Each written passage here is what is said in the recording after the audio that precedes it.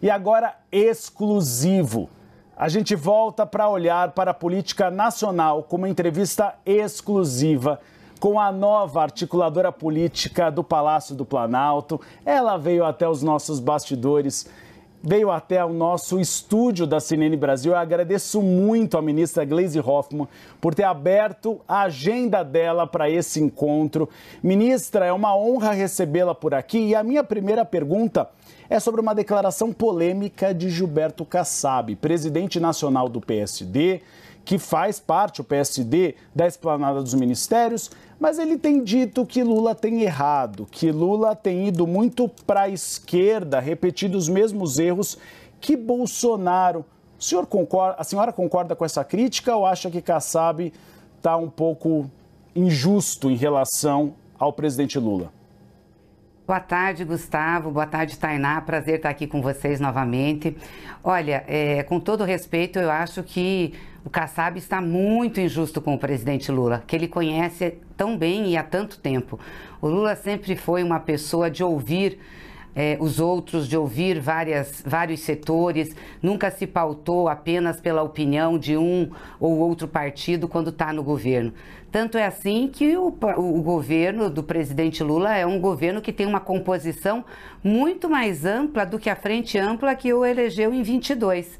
Além de ter o MDB, que veio conosco numa parte, o PSD também que veio conosco numa parte, tem lá no governo o Republicanos, o União Brasil, o PP, mostrando a amplitude do presidente Lula em fazer composição. Então eu acho totalmente injusta essa crítica do Kassab, como também discordo que qualquer um ganharia a eleição de 2022 do Bolsonaro. Foram 10 candidatos e não foi qualquer um que ganhou, foi Lula que ganhou, numa eleição muito difícil em que Bolsonaro estava na cadeira da presidência da República, com muito dinheiro e programas sendo liberados, muita fake news, e o presidente Lula ganhou. Talvez ele teria que falar de outra forma. Outro candidato ganharia de Bolsonaro se não fosse Lula.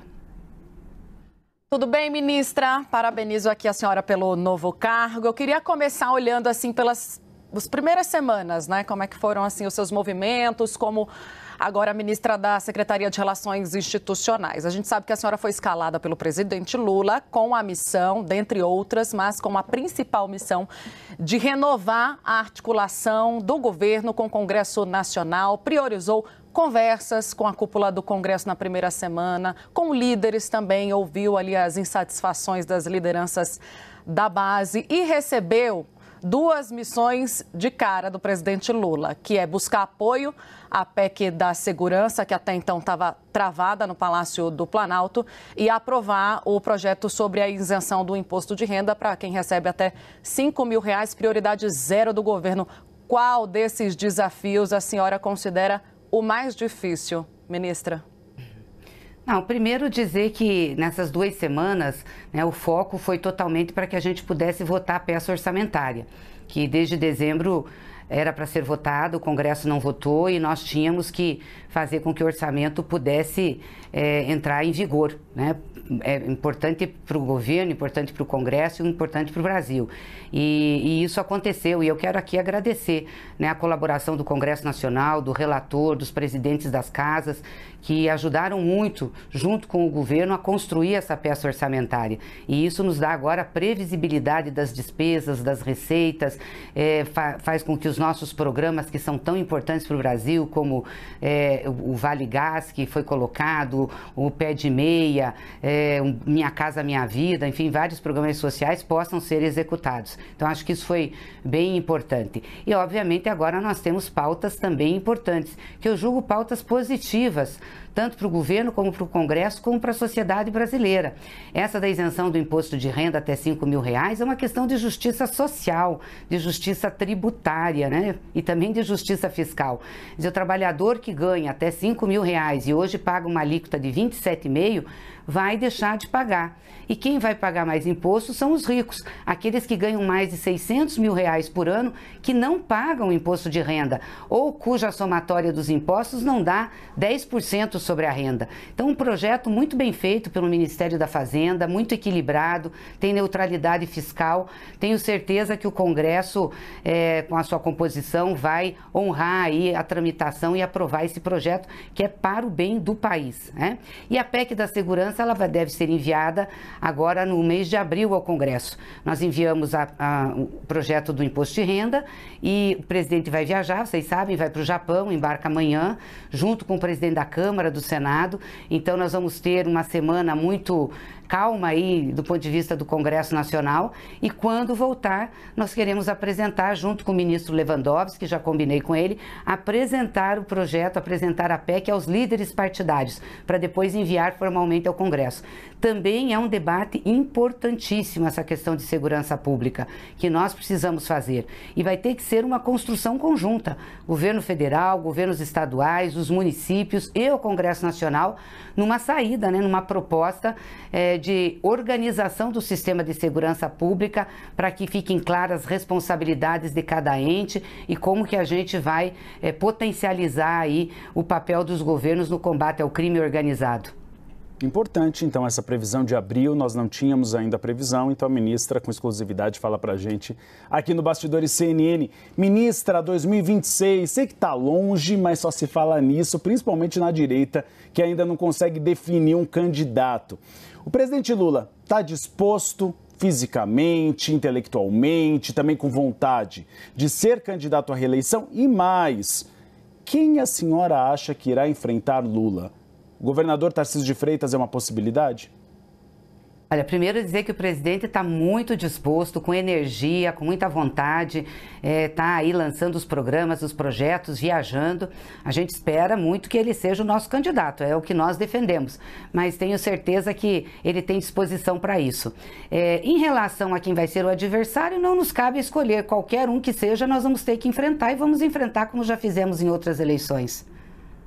Ministra, a gente está vendo todo esse movimento da oposição sobre o PL da anistia. Alguns parlamentares até que são de partidos da base, mas mais à direita, têm manifestado apoio. O PL está aí correndo para conseguir o número de assinaturas necessárias, já falou em apresentar pedido de urgência, está tratando disso como a prioridade do partido no Congresso Nacional. A senhora deve estar acompanhando. É uma questão prioritária aplacar o apoio ao PL da anistia para o governo e houve algum pedido do presidente Lula, a senhora, nesse sentido? Olha, nós somos contra esse projeto, não é por interesse do governo, não, é por interesse do país. Não pode acontecer a anistia. Nós tivemos uma tentativa de golpe no Brasil e foi muito grave isso. Porque esse projeto da anistia não é para quem foi preso em 8 de janeiro, e eu quero falar um pouco sobre isso, mas é desde o final da eleição. Pega todos os atores que cometeram algum crime, alguma impropriedade até 8 de janeiro. Então, para frente, inclusive, de 8 de janeiro. Então, é um projeto para livrar o Bolsonaro. Vamos lembrar aqui que Bolsonaro foi um dos artífices do golpe. Um golpe de Estado que teve várias etapas e tentativas, né? Teve documento escrito dentro do Palácio do Planalto, reunião com militares, teve a Operação Punhal Verde e Amarelo, vocês sabem, estava lá a tentativa de matar o presidente Lula, o vice-presidente Geraldo Alckmin, o ministro Alexandre de Moraes. Isso não foi brincadeira. Teve a explosão de bombas no aeroporto, queima de veículos e invasão da sede da Polícia Federal, lá antes da diplomação do presidente Lula. Então, que culminou com os atos, com o ato do 8 de janeiro, que foi o último, foi a tentativa final que eles quiseram fazer. Então a gente tem que ter muita clareza do que nós estamos falando quando fala desse PL da anistia. Esse projeto é para livrar o Bolsonaro, é isso. E eles fazem esse discurso dos presos no 8 de janeiro. Ali não tem inocente, desculpa, esse tipo de argumento não cabe. Vamos combinar aqui, ó. Cerca de 570 pessoas foram liberadas. Por quê? Porque fizeram um acordo com a PGR. Pagaram multa, saíram da rede por 2 anos, assistiram a um curso sobre democracia. 400 pessoas poderiam ter sido liberadas também, se negaram a fazer acordo. Então, se negaram a fazer o acordo, é porque realmente elas tinham o objetivo de fazer o que fizeram. Então, não são inocentes. E das mais de 300 pessoas que foram condenadas, as penas variam entre 1 e 17 anos. Então eles estão vendendo uma coisa que não é verdade, não são senhorinhas que estão lá e que pegaram 17 anos. Então esse debate da anistia, a gente tem que colocar ele no lugar certo. O que está em movimentação no Congresso Nacional é a liberação do Bolsonaro, é disso que trata aquele projeto de lei. E nós somos contra, e já vou dizer, não é uma questão de interesse de governo, é uma questão de interesse do país, da nossa democracia, da nossa história. A gente não pode permitir essa anistia. Ministra, falando sobre outra proposta que ganhou as ruas, tem ganhado popularidade nas redes sociais, que é o fim da escala 6x1. O presidente Lula tem uma posição sobre esse assunto, o governo federal vai encampar essa proposta da deputada federal Erika Hilton, também com aquela interface do PT, porque o PT, com o Reginaldo Lopes, também propunha a mesma pauta. Nós sempre fomos a favor do fim da escala 6x1. O presidente Lula também, as centrais sindicais, essa é uma luta antiga. E nós temos que travar esse debate no Congresso Nacional, porque isso atinge milhões e milhões de trabalhadores.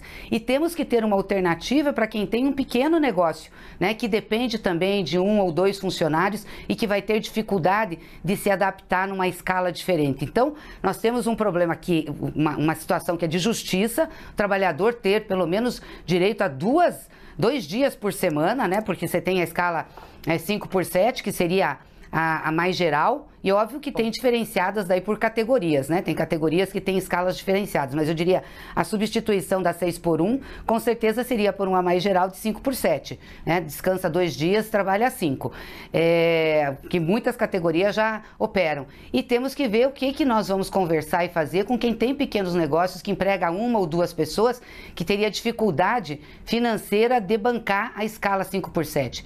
Agora, as grandes lojas, as grandes atacadistas, esse pessoal tem condições, sim, com certeza, de bancar uma escala diferente da 6x1. Então, nós somos a favor.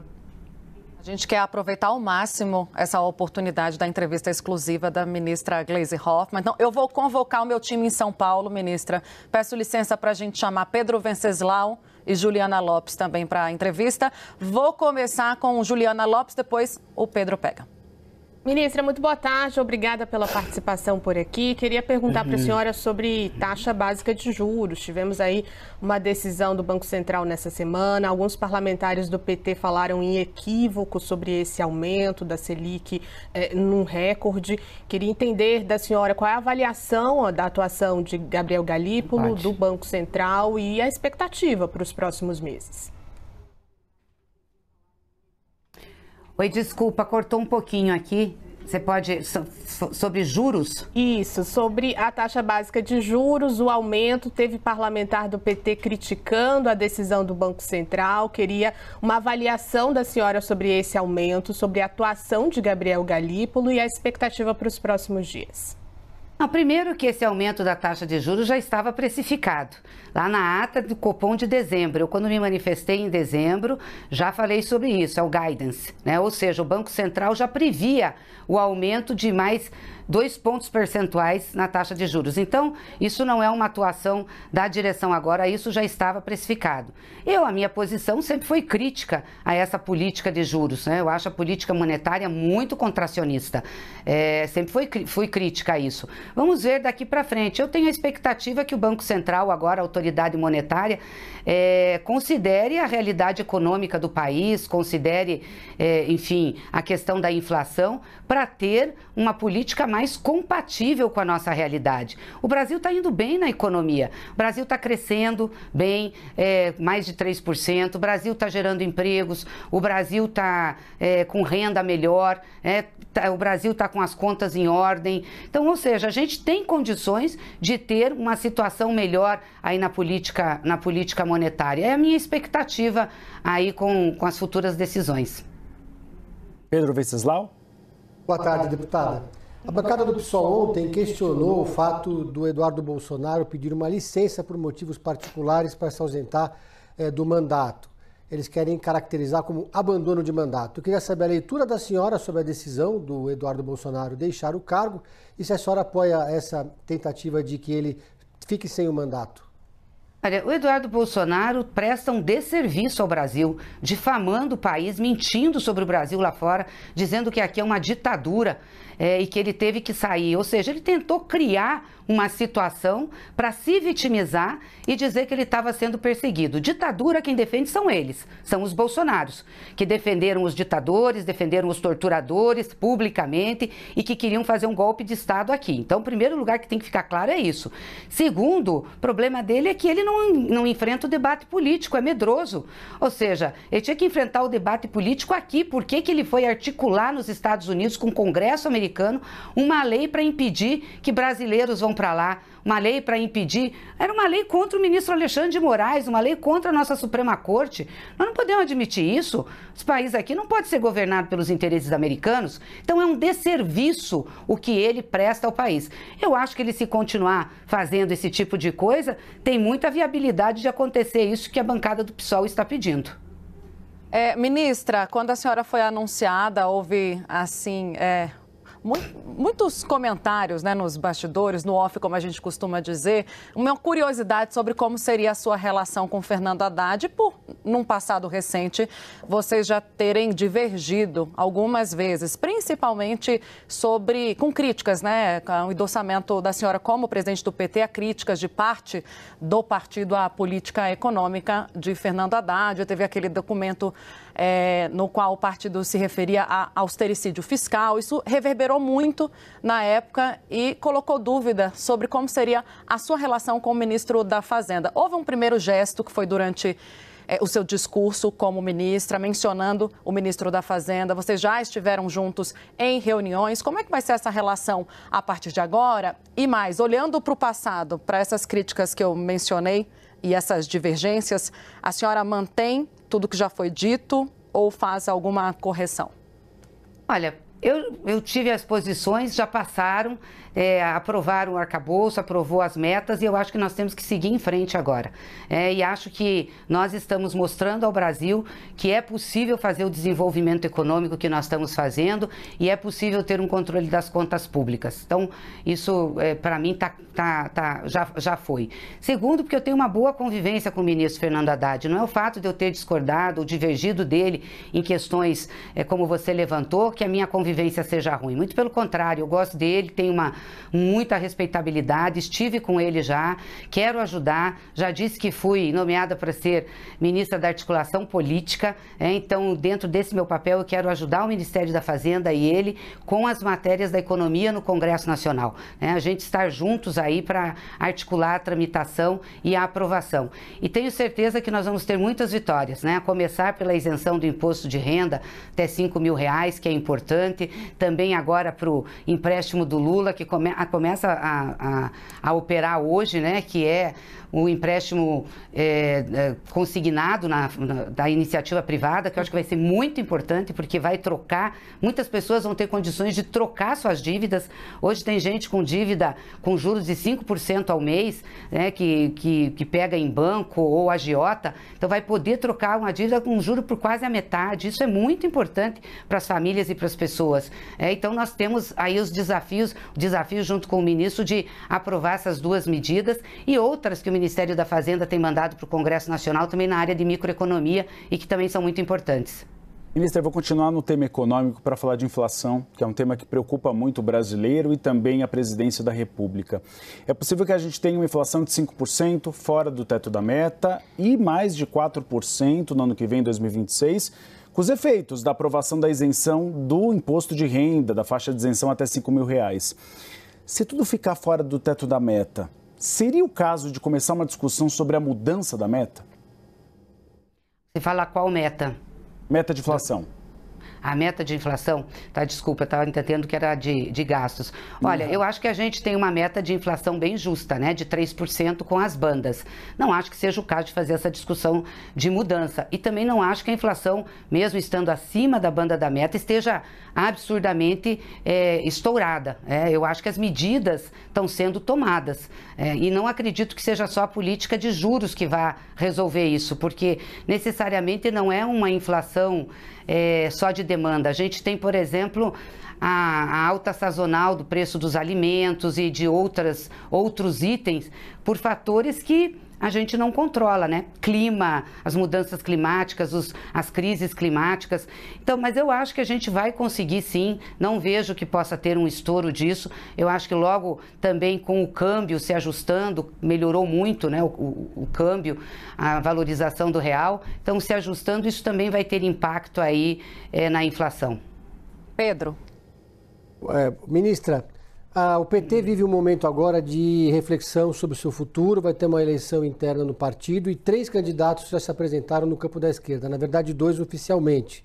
Será que o partido não corre o risco de repetir o que aconteceu em 1993, quando a esquerda petista venceu a eleição pela única vez, comandou o partido por conta de um racha na corrente majoritária, que hoje a CNB tem pelo menos 2 candidaturas colocadas? Não seria o caso de tentar unificar o partido, já que o presidente Lula sinalizou que apoia o ex-prefeito de Araraquara, Edinho Silva? É que a unificação é um processo em construção, né? As eleições vão ser só no dia 6 de julho. Então, obviamente que até lá, dentro do calendário das inscrições, das candidaturas e de debates, vai acontecer a discussão da unificação. Eu entendo que a gente vai chegar a um bom termo dentro desse campo majoritário e ter uma candidatura unificada. E a disputa eleitoral no PT, eu acho que é a riqueza do partido, é o que faz o partido vivo. São os debates, né? As contradições, a disputa por linha política, pelo pensamento. Então, isso tudo dá uma reavivada, né, aí com a militância. Então, eu julgo que vai ser um processo muito importante para o PT e também para as nossas decisões aí em relação às disputas no Brasil. Juliana Lopes. Ministra, eu queria voltar um pouquinho na questão do imposto de renda, nessa proposta que é tão importante para o presidente Lula. Tem uma disputa ali entre integrantes do Centrão pela essa relatoria. Queria entender da senhora se o relator pode ser do PT ou se seria melhor um perfil mais neutro. Qual é a avaliação da senhora? Não, nós não conversamos sobre isso ainda, nem com o presidente Hugo Mota, que designa a relatoria, e nem tampouco com os líderes do governo. Eu vou ter reunião com as lideranças nossas do governo no Congresso na segunda-feira, e esse é um dos pontos que a gente quer discutir. Um pouco o perfil, os nomes que estão colocados e estão requerendo, para que a gente possa conversar com o presidente Hugo. Claro, isso é uma prerrogativa dele, é ele que define, mas obviamente a gente pode também dar sugestão ou opinião, ele tem sido sempre muito aberto para as conversas. Ministra, olhando ainda para 2026, porque faz parte do pacote também da articuladora política do governo, manter esses partidos da base aliados para uma próxima eleição. A senhora já abriu conversa sobre o assunto com os partidos do Centrão. Quem a senhora espera estar caminhando junto com o presidente Lula em 2026, dentre essas siglas que hoje compõem o governo? E a senhora concorda que o partido que está hoje no governo tem que necessariamente estar no palanque de Lula em 2026, aqueles que ocupam ministérios? Olha, Tainá, eu não estou discutindo 2026, né? A minha relação com os partidos e com as lideranças, principalmente no Congresso Nacional, é para a governabilidade do presidente Lula. Claro que a qualidade da convivência que nós estabelecermos, a forma e as relações políticas que nós tivermos, vão ser importantes para a construção de uma aliança em 26. A participação desses partidos no governo, nas decisões, enfim, nos processos todos da política. E eu quero estabelecer a melhor convivência possível, porque eu defendo que a gente tenha uma frente ampla para a eleição do presidente Lula, maior até que a gente teve em 2022. E como disse, isso tudo é um processo em construção. Então, é essa construção que nós vamos fazer daqui para frente que vai qualificar a formação dessa frente ampla. Ministra, 2 perguntas rapidamente sobre esse assunto. A senhora acredita que é possível trazer o PSD e o MDB para essa frente ampla já no primeiro turno com Lula? E segunda, União Brasil, que foi apelidado de Desunião Brasil, porque metade da bancada vota com o governo e a outra metade não vota. E está flertando com uma candidatura própria, que é a do Ronaldo Caiado. A senhora acha que a paciência com a União Brasil está acabando e ele pode ser convidado a se retirar da esplanada dos ministérios? Não, qualquer coisa aí passa pela avaliação do presidente Lula, não pela minha avaliação. Quanto à vinda dos partidos, é isso que eu disse. Eu acho que nós temos que qualificar o nosso processo de construção dessas alianças. É óbvio que tem partidos que têm contradição. Você falou de 2 partidos, o MDB e o PSD. que já estiveram com a gente, não totalmente em 2022, mas estiveram. Uma parte grande do MDB e uma parte grande do PSD. Mas esses partidos têm contradição em algumas regiões do país conosco, principalmente região sul e região sudeste. Né? O PSD em São Paulo, com o Kassab sendo secretário do Tarcísio, enfim, está junto com republicanos e no outro campo. A mesma coisa acontece em relação ao MDB com a Prefeitura de São Paulo. Mas a gente tem conversado muito e eu acho que tem condições nesse processo, conversado não em relação a 26, mas a governabilidade, né, do governo do presidente Lula, e eu acho que esse processo pode ir qualificando a relação e a gente ter um resultado lá na frente que seja um resultado bom para uma composição eleitoral.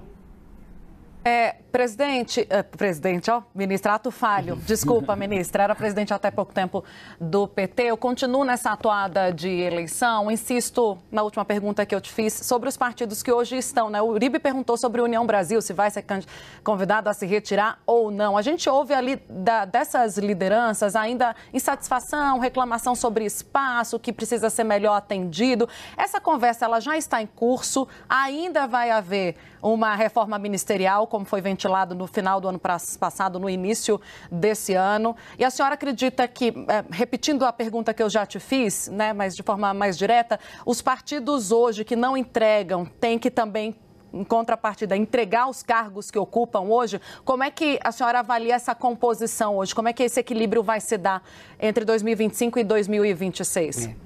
Bom, a questão de participação no governo ou saída do governo cabe ao presidente Lula. É ele que vai tomar essa decisão e vai fazer essa avaliação. Obviamente, se eu for chamada a opinar, vou opinar para ele. Então, não é algo que seja de avaliação pública. Então, acho que a questão da composição do governo cabe a ele, por isso eu não quero me manifestar sobre isso.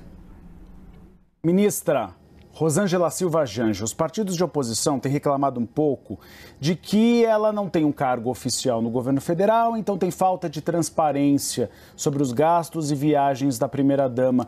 A senhora considera que seria o momento de criar um cargo para ela e ela ter uma atuação que tivesse um pouco mais de transparência? Viagens avisadas, por exemplo, no Diário Oficial da União, ou pelo menos que houvesse transparência na agenda dela? Olha, primeiro, é muita injustiça que se fazem com a Janja, tá? Com esses pedidos de informação e com esses ataques. Vamos lembrar aqui como foi a Michele Bolsonaro no governo do Jair Bolsonaro. Criaram um programa lá para ela que tinha mais de 50 pessoas, tinha uma estrutura imensa, com gastos de recurso público, enfim, e uma confusão danada, inclusive, de dinheiro, de cartão, de conta. Então, esse pessoal aí do Bolsonaro não tem moral não para vir para cima da Janja. Acho muita injustiça. E, claro, tem um peso muito grande de machismo, enfim. Agora, eu defendo, sim, que tenha um ponto, eu diria um cargo honorífico, né? Ela não vai receber nada, seja isso legalizado, porque é importante até para que ela possa, sim, né, prestar as contas, falar. Eu não vejo problema nenhum e acho que é importante ela ter condições de atuar. Ela é a companheira do presidente da República, ela tem um peso social importante. As primeiras damas, muitas vezes, têm representação, sim, de programas de governo, mas também da própria representação do Estado em determinados lugares e eventos. Eu não vejo problema nenhum dela ter essa atuação pública e acho que seria importante, sim, essa destinação de uma função, né, de um cargo honorífico para a primeira-dama. Eu defendo isso. Para a gente finalizar, queria falar sobre Tarcísio de Freitas. A senhora recentemente até rebateu falas dele naquela manifestação de domingo. Para muita gente, o Tarcísio de Freitas vem assumindo um tom de candidato, embora negue reiteradamente que vai disputar o Planalto. Existe até um movimento mesmo, a gente contou isso ontem, ministra, entre bolsonaristas para convencer o ex-presidente Jair Bolsonaro a assumir de vez a candidatura de Tarcísio de Freitas. Ele é o candidato adversário de Lula nas urnas em 2026, na sua avaliação? E a senhora teme um esvaziamento da base aliada desses partidos que hoje compõem o governo, partidos de centro, centro-direita, se o Tarcísio for candidato em 2026? Eu não sei se ele será candidato ou não sei como é que está essa discussão. tenho visto a direita muito dividida, né? Bolsonaro, a turma do Bolsonaro, então não sei te avaliar, realmente não sei avaliar. E quanto a essa questão da base, é como eu te disse, depende da qualidade das nossas relações e que nós estamos construindo durante esse processo de governo, em que esses partidos ditos de centro ou centrão estão conosco no governo, inclusive. Então, é um processo, não tem como a gente antecipar isso, né? Porque ficaria um achômetro, eu acho. Então, eu não gosto muito dessa questão de achar o que pode acontecer. Eu acho que na política a gente tem que se determinar a construir o processo para chegar ao resultado que a gente quer. Mas não assusta uma candidatura de Tarcísio de Freitas? Nós não escolhemos adversário, qualquer um que venha, nós vamos enfrentar. Tá certo. Nós recebemos aqui no Bastidores CNN a ex-presidente nacional do PT, ministra da Secretaria de Relações Institucionais, Gleisi Hoffmann, deputada federal. Muito obrigado, ministra, por nos conceder essa primeira entrevista, essa entrevista exclusiva. Parabéns por ontem ter conseguido aprovar rapidamente o orçamento da União. E a gente espera que esse período seja um período fértil para a senhora, porque é difícil ser articuladora política do governo federal. É muito deputado reclamando, pedindo cargo e emenda, tem que ter paciência, mas a gente sabe que a senhora tem. Obrigada, Gustavo. Agradeço a você, a Tainá, a todos os telespectadores. Foi um prazer conversar com vocês aqui. Obrigada, ministra. Um bom trabalho.